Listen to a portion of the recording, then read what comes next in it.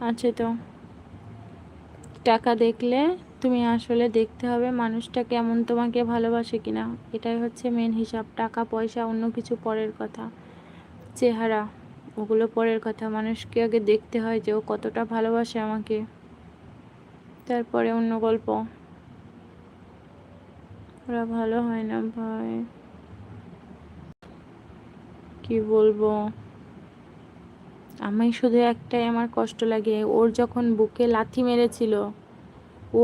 বুকে লাথি মেরেছিল আমারই খারাপ লাগছিল।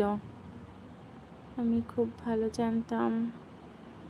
ও বুঝতে পেরেছি ভাই, ভালোবাসতে বুঝতে পেরেছি ভাই।